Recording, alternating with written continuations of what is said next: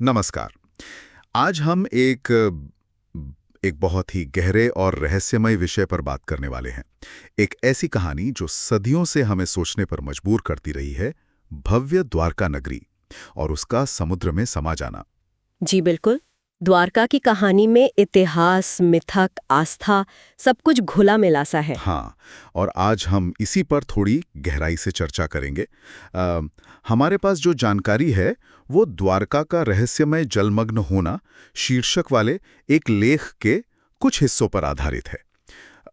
कोशिश यही रहेगी कि हम पौराणिक कथाएं क्या कहती हैं और जो आजकल की खोजें हुई हैं, मतलब पुरातत्व वाली, वो क्या बताती हैं, दोनों को समझें। हाँ, दोनों पहलुओं को देखना जरूरी है ताकि एक पूरी तस्वीर बन सके। और सवाल तो मन में आता ही है ना, कि भाई कैसे कैसे एक पूरी नगरी, वो भी इतनी शानदार, अचानक समंदर में गायब होगी।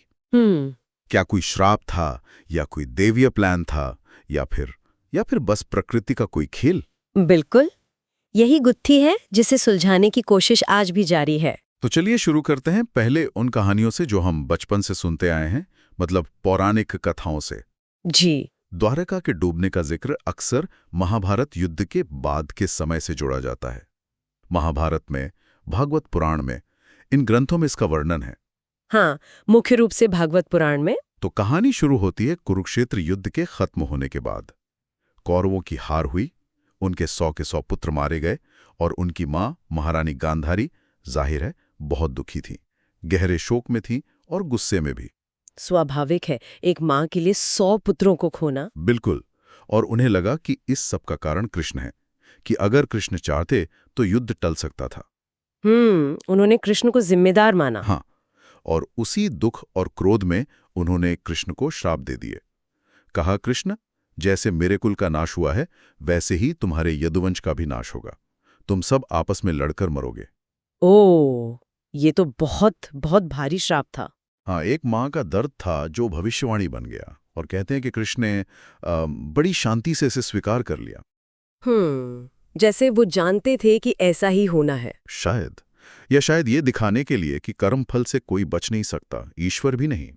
ये भी एक व्याख्या है। और फिर हुआ भी वही। कुछ साल बीते और यादवों में आपसी झगड़े शुरू हो गए, अहंकार बढ़ गया। जी, प्रभास क्षेत्र में हुए एक उत्सव का जिक्र आता है। हाँ, वहीं पर उनमें लड़ाई छिड़ गई, इतनी बड़ी कि वो एक दूसरे को मारने लगे, और देखते ही देखते लगभग पूरा यदुवंश खत्म हो गया। ये वाकई सोचने वाली बात है। मतलब गांधारी का श्राप तो एक व्यक्ति का दुख था, लेकिन वो कैसे एक पूरे समुदाय के विनाश का कारण या कहें कि प्रतीक बन गया। सही कहा। ये पौराणिक कथाएं अक्सर यही करती हैं। वो बड़ी घटनाओं को, सामाजिक उथल-पुथल को कर्मफल और नियति के ताने बाने में बुनकर समझाती हैं। हो सकता है यादवों में सच में कोई बड़ा आपसी संघर्ष हुआ हो जिसके सामाजिक या राजनीतिक कारण रहे हों। बाद में उसे इस श्राप से जोड़ दिया गया ताकि उसे एक नैतिक सबक की तरह देखा जा सके। हाँ, ये संभव है। और कृष्ण का श्राप स्वीकार करना ये भी शायद यही दिखाता है कि समय का चक्र पूरा होना था, या दैवीय शक्तियां भी नियति के आगे उसे होने देती हैं। बिल्कुल, गहरा प्रतीकवाद है इसमें। अच्छा, तो यादव वंश का नाश हो गया, अब कहानी द्वारका के डूबने तक कैसे पहुंचती है? जी। भागवत पुराण कहता है कि जब यादवों का अंत हो गया तो कृष्ण ने भी महसूस किया कि धरती पर उनका काम पूरा हो गया। मतलब जिस मकसद से उन्होंने अवतार लिया था वो पूरा हुआ। तो उन्होंने अपनी मानवीय देह छोड़ने का फैसला किया, और जैसे ही उन्होंने देह त्यागी, कहते हैं समुद्र वो आगे बढ़ने लगा। अच्छा। हाँ, धीरे धीरे पानी द्वारका की सीमाओं में घुसने लगा, लहरें ऊंची उठने लगी, और वो सोने की द्वारका जिसे कृष्ण ने बसाया था वो जलमग्न होने लगी। पूरी की पूरी नगरी। हाँ, पूरी नगरी समुद्र में समा गई, ऐसा वर्णन है। और क्या कृष्ण ने इसका कोई संकेत दिया था पहले? हाँ, स्रोत बताते हैं कि उन्होंने जाने से पहले अर्जुन को बुलाया था और कहा था कि मेरे जाने के बाद द्वारका समुद्र में डूब जाएगी, इसलिए तुम यहाँ बची हुई स्त्रियों और बच्चों को सुरक्षित हस्तिनापुर ले जाओ। ओके, तो ये पूर्व नियोजित जैसा था उनके दृष्टिकोण से, कह सकते हैं। इसके पीछे का जो आध्यात्मिक तर्क दिया जाता है वो ये है कि द्वारका कोई साधारण शहर नहीं था। जी। उसे कृष्ण की लीला भूमि के तौर पर रचा गया था, उनके रहने के लिए। उनकी उपस्थिति से ही वो नगरी सुरक्षित और जीवंत थी। मतलब कृष्ण के बिना उसका अस्तित्व संभव नहीं था। हाँ, कुछ ऐसा ही। उनके जाने के बाद उस भौतिक रचना का उद्देश्य ही खत्म हो गया। तो प्रकृति ने यानी समुद्र ने उसे वापस अपने में ले लिया। ये पहलू द्वारका को सिर्फ एक शहर नहीं रहने देता, ये उसे एक बहुत शक्तिशाली आध्यात्मिक प्रतीक बना देता है। सही। नगरी का डूबना फिर सिर्फ एक भौगोलिक घटना नहीं है, बल्कि वो कृष्ण के युग की समाप्ति का, उनके अवतार की पूर्णता का और समय के एक बड़े बदलाव का सूचक बन जाती है।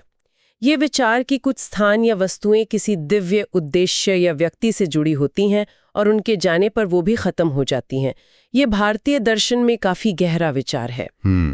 ये हमें चीजों की नश्वरता और शायद आध्यात्मिक सत्ता की प्रधानता की याद दिलाता है। ये नजरिया तो हाँ, मन को छूता है। लेकिन अब सवाल फिर वही, क्या ये सब सिर्फ कथाएं हैं, विश्वास की बातें हैं, या इसका कोई ठोस सबूत भी है? हाँ, क्या जमीन पर या कहीं के पानी के नीचे कुछ मिला है? क्या साइंस, आर्कियोलॉजी कुछ कहती है इस बारे में? और यही कहानी और ज्यादा रोमांचक हो जाती है। हाँ जी, बात सिर्फ कहानियों तक सीमित नहीं है। आजकल के विज्ञान ने, खासकर समुद्री पुरातत्व ने, इस पर काफी काम किया है। बिल्कुल। गुजरात के तट पर जो आज का द्वारका शहर है, उसके पास ओखा नाम का बंदरगाह है और पास में ही बेट द्वारका नाम का द्वीप है।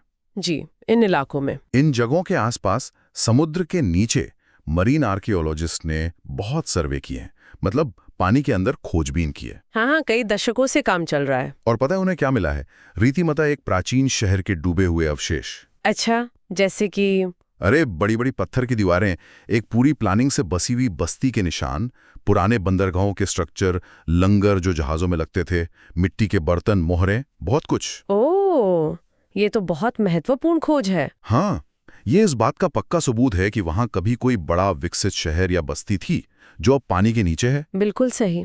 और ये जो खोजें हैं, ये हमें कहानी के दूसरे पहलू की तरफ ले जाती हैं, वैज्ञानिक पहलू की तरफ। हाँ। अब सवाल यह है कि वैज्ञानिक और पुरातत्ववेद इन खंडहरों के डूबने का कारण क्या मानते हैं? हाँ, उनकी क्या थियरी है? देखिए, जब इतनी बड़ी मानव निर्मित संरचनाएं पानी के नीचे मिलती हैं, तो वैज्ञानिक इसके पीछे प्राकृतिक कारणों को देखते हैं। और मुख्य रूप से दो कारण सामने आते हैं। क्या है वो? पहला है समुद्र के जल स्तर का बढ़ना, जिसे यूस्टैटिक सी लेवल राइज कहते हैं।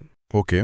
पिछले हजारों सालों में जब से आइस एज खत्म हुई है, ग्लेशियर पिघले हैं और दुनिया भर में समुद्र का लेवल कई मीटर तक बढ़ा है। हाँ, ये तो हम आज भी देख रहे हैं। बिल्कुल। तो अगर कोई शहर उस समय समुद्र तट के बहुत करीब बसा हो, तो पानी का लेवल बढ़ने से वो धीरे धीरे डूब सकता है। और दूसरा कारण? दूसरा है टेक्टोनिक एक्टिविटी, मतलब जमीन के अंदर की हलचल। जैसे भूकंप? हाँ, भूकंप या फिर जमीन का धंसना। पृथ्वी की सतह प्लेटों से बनी है, वो खिसकती रहती हैं। तटीय इलाकों में कभी कभी जमीन नीचे धंस जाती है। अच्छा। और भारत का जो पश्चिमी तट है, गुजरात वाला इलाका, वो भूगर्भीय रूप से एक्टिव रहा है। तो ये भी संभव है कि समुद्र का लेवल बढ़ने के साथ साथ वहां जमीन भी धंसी हो। तो ये दोनों चीजें मिलकर शहर के डूबने का कारण बनी हो। ये प्रक्रिया धीरे धीरे भी हो सकती है, सदियों में, या कभी कभी अचानक तेजी से भी हो सकती है। लेकिन विशेषज्ञ जी, क्या ये इतनी तेजी से हो सकता है कि जैसे कथाओं में लगता है अचानक पूरी नगरी डूब गई, या ये हजारों साल में हुआ होगा? ये बहुत अच्छा सवाल है। देखिए, ज्यादातर मामलों में समुद्र तल का बढ़ना या जमीन का धंसना धीमी प्रक्रियाएं होती हैं।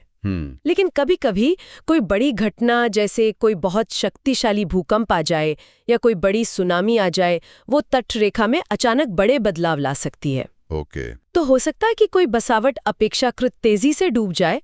शायद द्वारका के साथ ऐसा ही कुछ हुआ हो, मतलब धीमी गति से पानी बढ़ रहा हो, जमीन धंस रही हो और फिर कोई अचानक बड़ी आपदा आ गई हो जिसने आखिरी धक्का दिया। ये संभव है।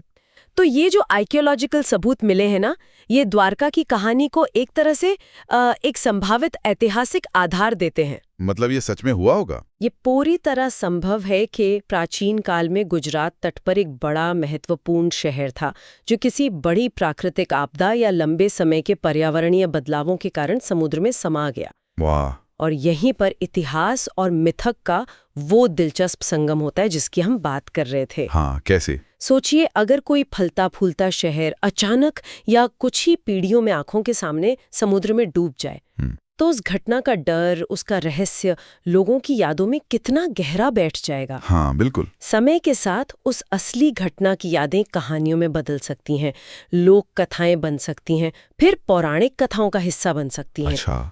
लोग उस विनाश को समझाने के लिए उसे श्राप से जोड़ सकते हैं, देवताओं की मर्जी बता सकते हैं, या किसी महान राजा या अवतार के जीवन से जोड़ सकते हैं, ताकि उसे याद रखा जा सके और उसका कोई मतलब निकाला जा सके। बिल्कुल।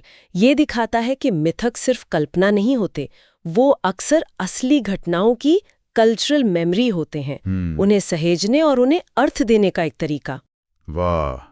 तो मतलब जो हम कहानियों में सुनते हैं उसके पीछे शायद कोई असली भयानक घटना छुपी हो सकती है, जिसे लोगों ने अपनी तरह से याद रखा। ये तो कमाल की बात है। जी। तो अब अगर हम इन दोनों चीजों को, मतलब पौराणिक कथा और ये वैज्ञानिक व्याख्या, इनको साथ में रखकर देखें तो क्या तस्वीर बनती है? क्या ये दोनों बातें एक साथ सही हो सकती हैं? ये थोड़ा जटिल सवाल है। शायद इसका सीधा जवाब हाँ या ना में देना मुश्किल है। मुझे लगता है ये दोनों नजरिए एक ही घटना को दो अलग-अलग लेंस से देख रहे हैं। कैसे? देखिए, पौराणिक कथाएं हमें उस घटना के क्यों और उसके अर्थ के बारे में ज्यादा बताती हैं। मतलब उस जमाने के लोगों के लिए उस विनाश का क्या मतलब था, उसे उन्होंने अपने नैतिक और आध्यात्मिक फ्रेमवर्क में कैसे फिट किया। जैसे गांधारी का श्राप, कृष्ण की इच्छा। हाँ, ये सब उस घटना को एक बड़ी दैवीय योजना या कर्मफल के सिद्धांत से जोड़ते हैं।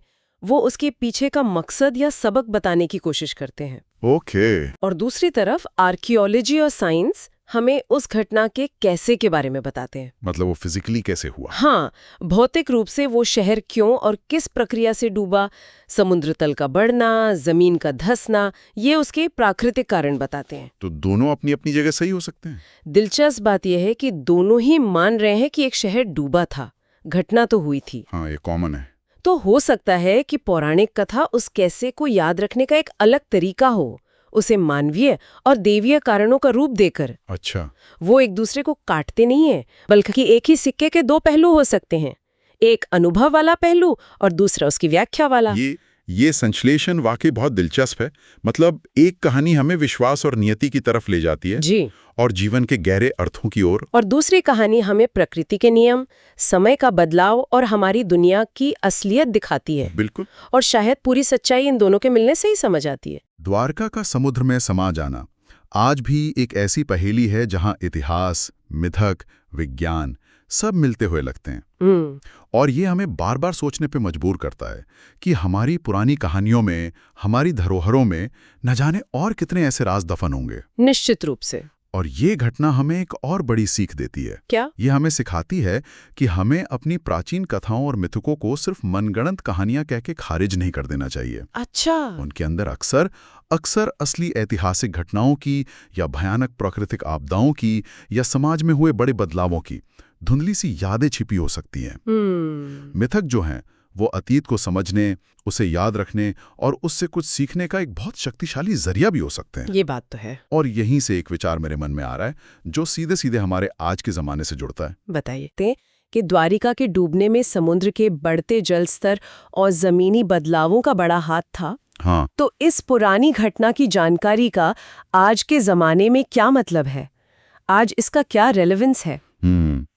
सोचने वाली बात है। आज जब हम खुद ग्लोबल वार्मिंग की बात कर रहे हैं, क्लाइमेट चेंज की बात कर रहे हैं, और समुद्र का जल स्तर तेजी से बढ़ रहा है। बिल्कुल। हाँ। और दुनिया भर में करोड़ों लोग ऐसे तटीय शहरों में, ऐसे इलाकों में रहते हैं जिनके भविष्य में डूब जाने का खतरा है। हाँ, ये तो बहुत बड़ी चिंता है आज की। तो क्या द्वारिका की ये हजारों साल पुरानी कहानी हमारे लिए एक चेतावनी जैसी नहीं है? क्या ये अतीत से मिला एक सबक है जिसे हम कहीं नजरअंदाज तो नहीं कर रहे? क्या इतिहास खुद को दोहराएगा? यही सवाल है। ये हमें सोचने पर मजबूर करता है कि क्या हम इतिहास से सीखने को तैयार हैं या हम वही गलतियां दोहराने वाले हैं जिनके निशान आज भी समुद्र की गहराइयों में मौजूद हैं? ये वाकई गहरा सवाल है जिस पर हम सबको सोचना चाहिए। हाँ, इस पर विचार जरूर किया जा सकता है। अगर आपको ये वीडियो पसंद आई है तो इसे ज़रूर लाइक करें, कमेंट सेक्शन में अपना ओपिनियन बताएं और चैनल को ज़रूर सब्सक्राइब करें। मिलते हैं अगली वीडियो में, तब तक के लिए नमस्कार।